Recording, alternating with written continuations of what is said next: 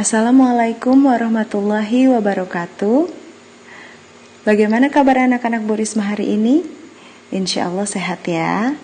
Alhamdulillah hari ini kita masih bisa belajar walaupun di rumah aja ya nak.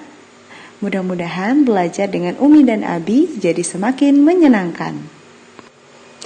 Nah, sebelum kita masuk ke pelajaran hari ini, jangan lupa ya nak, siapkan alat tulis, buku paket, dan dengan didampingi oleh Abi dan Umi.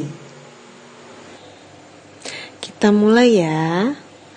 Pelajaran kita hari ini yaitu fikih dengan materi sholat jenazah. Ada pada halaman 59. Silakan dibuka nak. Oh iya, Bu Risma sampai lupa. Sebelum belajar, kita berdoa dulu ya nak. Berdoa dimulai. Allahumma inni as'aluka ilman nafi'an wa rizqan tayyiban wa amalan mutaqabbala. Anak-anak Bu Risma yang solih dan soleha, alhamdulillah hari ini kita sudah sampai di bab sholat jenazah. Sebelum Bu Risma mulai penjelasannya, Bu Risma pengen tahu nih, anak-anak Bu Risma udah ada belum sih yang pernah ikut sholat jenazah? Masya Allah, alhamdulillah, ternyata sebagian besar sudah pernah mengikuti anak ya sholat jenazah. Nah, kalau gitu kita mulai di materi yang pertama, yaitu pengertian dari sholat jenazah. Sholat jenazah itu apa nak? Iya, betul sekali. Sholat jenazah itu adalah sholat yang dilakukan untuk mendoakan saudara muslim kita yang telah meninggal dunia. Dan sholat jenazah juga dikerjakannya dengan cara-cara tertentu, tidak sembarangan, ya nak ya. Terus hukumnya, coba kita buka halaman selanjutnya, ada hukum sholat jenazah. Apa hukum sholat jenazah? Fardu kifayah. Apa itu fardu kifayah? Coba. Fardu kifayah artinya apabila sholat jenazah telah dilaksanakan oleh sekelompok orang, maka muslimin yang lain tidak wajib menunaikan sholat tersebut. Jadi, kalau sudah ada orang yang terlebih dahulu melaksanakan sholat jenazah, kita tidak wajib untuk sholat juga. Atau misalnya kita mau menyolatkan jenazah, tetapi setelah kita sampai sudah selesai sholatnya, tidak apa-apa kita tidak mengikuti sholat jenazah tersebut ya.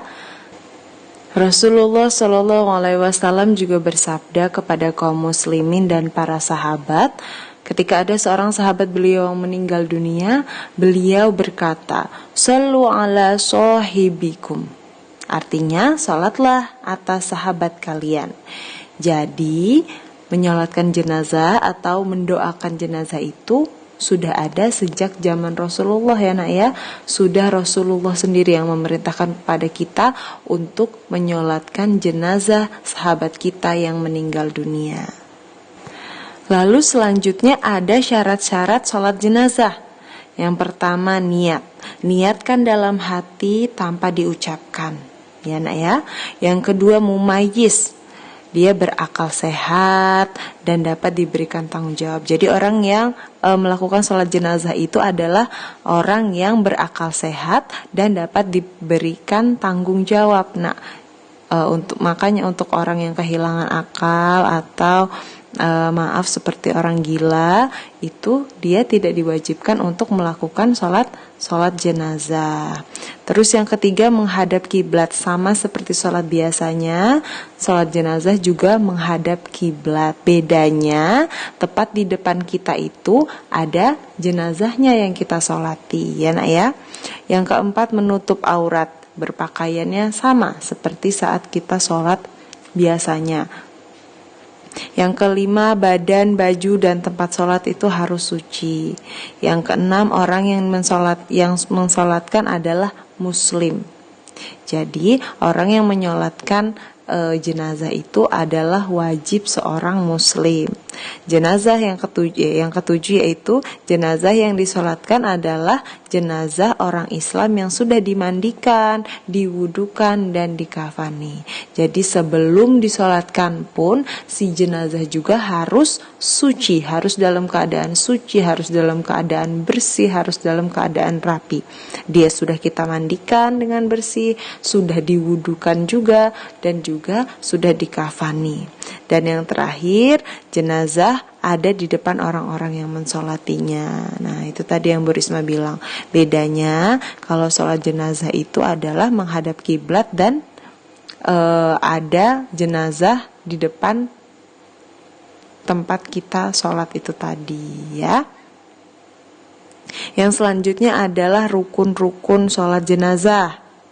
Rukun-rukun sholat jenazah yang pertama itu dikerjakan dengan berdiri kalau mampu. Jadi ada keringanan nak, kalau misalkan kita sudah tidak mampu berdiri, misalnya kita lumpuh begitu, tidak apa-apa dikerjakannya dengan duduk, ya.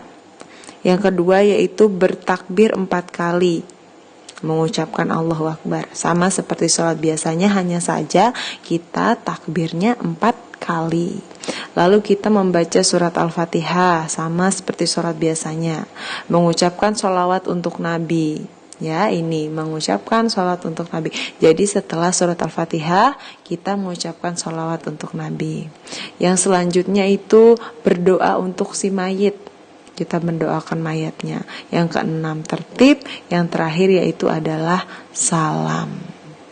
Alhamdulillah untuk materi sholat jenazahnya kita cukupkan sampai di sini dulu ya nak ya. Minggu depan insya Allah akan kita teruskan. Dan tugas untuk anak-anak Bu Risma adalah menghafalkan rukun-rukun sholat jenazah. Itu dikumpul menggunakan pesan suara ke Bu Risma ya. Oke? Semangat! Nah, seperti biasa sebelum kita tutup kita berdoa dulu ya nak ya. Berdoa dimulai. Subhanakallahumma wa bihamdika asyhadu an la ilaha illa anta astaghfiruka wa atubu ilaik. Sampai jumpa di kelas belajar online selanjutnya anak-anakku. Jaga kesehatan, makan yang teratur, sholat 5 waktu. Jangan lupa bantu Umi dan Abi ya mumpung di rumah. Akhirul kalam, waridha wal inayah. Wassalamualaikum warahmatullahi wabarakatuh.